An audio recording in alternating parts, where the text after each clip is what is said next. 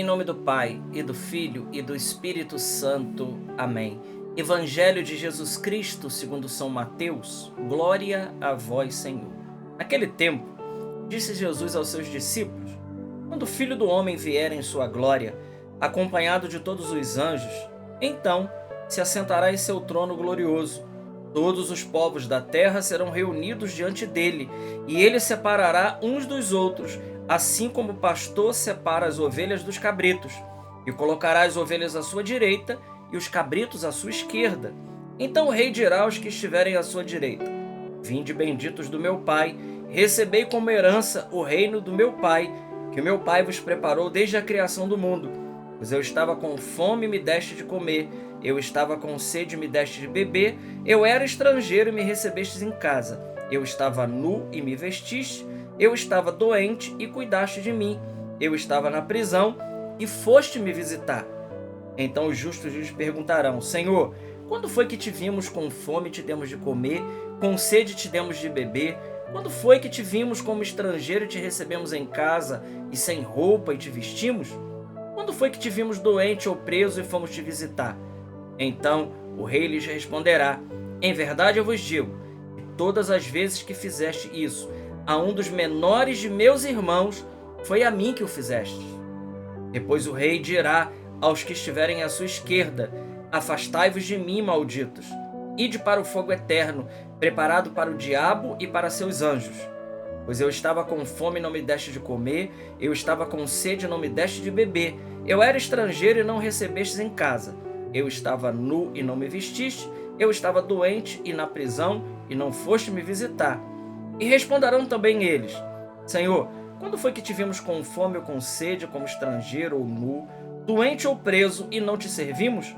Então o rei lhes responderá: em verdade eu vos digo, todas as vezes que não fizesse isso a um desses pequeninos, foi a mim que não o fizestes. Portanto, estes irão para o castigo eterno, enquanto os justos irão para a vida eterna. Palavra da salvação. Glória a vós, Senhor. Meus irmãos, segunda-feira, 10 de março, Evangelho de São Mateus, capítulo 25, versículo de 31 a 46. Esse texto longo do Evangelho, um texto também muito conhecido nosso. Eu já gostaria de dizer algo a respeito desse Evangelho. Esse Evangelho, ele é um Evangelho libertador para nos livrar de todo o perigo da filantropia. Sim, perigo da filantropia. Por quê? Porque muitas pessoas pensam que a verdadeira caridade, ela é simplesmente um assistencialismo, como na realidade esse Evangelho é uma prova viva de que nós amamos os nossos irmãos por causa de Jesus que está neles. E isso muda tudo. É por isso que Jesus diz: foi todas as vezes que vocês fizeram isso a um dos meus irmãos mais pequeninos, foi a mim que o fizeste. Meus irmãos, isso muda tudo. Então a igreja, ela não é simplesmente uma assistência. Nós cristãos não vivemos de um assistencialismo barato. Não somos uma ONG. Não. A caridade verdadeira, a verdadeira caridade é amar Jesus no irmão.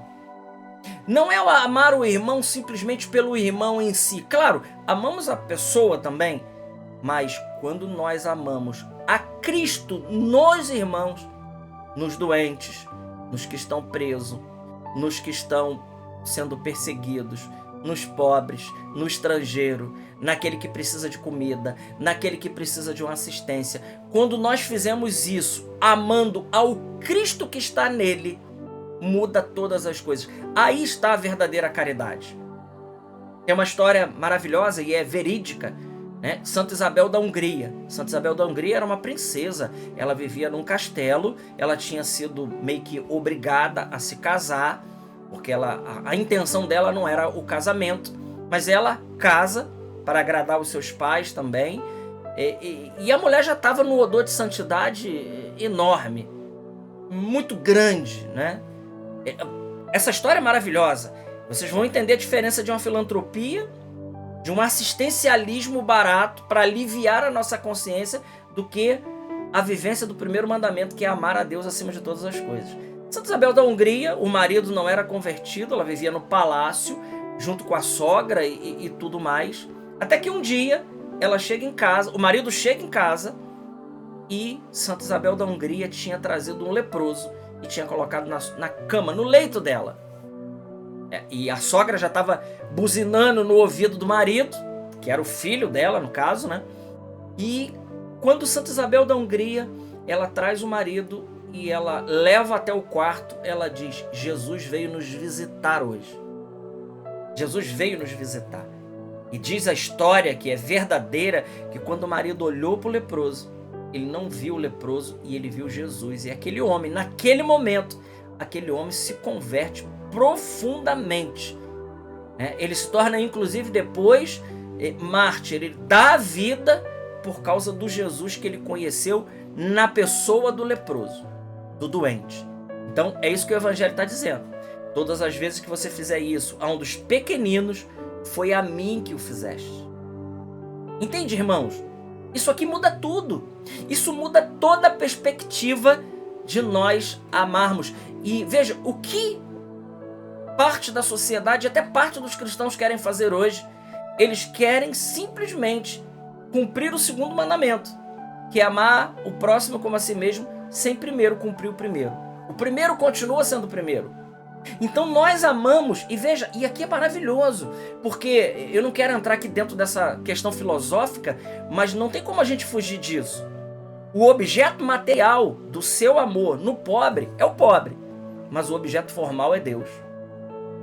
O objeto formal daquele amor que nós estamos prestando é o próprio Deus, na figura do pobre, do doente, do preso, do estrangeiro, do imigrante e de tantas outras realidades sofridas. Veja, isso não sou eu que digo, é o próprio Jesus que está dizendo. Então, quando nós amamos o pobre porque nele vemos Jesus, quando nós amamos o presidiário porque nele vemos Jesus, quando nós vamos aos hospitais fazer a visita porque lá é Jesus, Padre Pio dizia isso: aonde está o pobre está Jesus, aonde está o pobre e o doente, Jesus está em dobro. Veja, São Pio de Petreutina, aonde está o pobre e o doente, Jesus está em dobro. Jesus está ali duas vezes. Jesus está ali profundamente. E é isso que esse evangelho está dizendo. Mas esse evangelho diz mais. Esse evangelho diz que haverá uma separação de ovelhas e cabritos. As ovelhas à direita de Deus e os cabritos, infelizmente, irão para o fogo eterno, preparado para o diabo e os seus anjos. Meus irmãos, há uma recompensa e há uma perdição para o final de todas as coisas. Há uma recompensa, céu, e há uma perdição, inferno.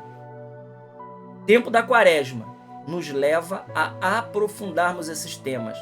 Nos leva a pensarmos nesse tema. Não é à toa que nós começamos o tempo quaresmal impondo as cinzas sobre as nossas cabeças e dizendo: você é pó e do pó você vai voltar, sabendo que essa matéria ela vai se dissolver, mas que haverá para mim e para você e até para aquele que não crê nisso, haverá um julgamento, haverá bênção com o céu e maldição com o inferno. Haverá uma separação.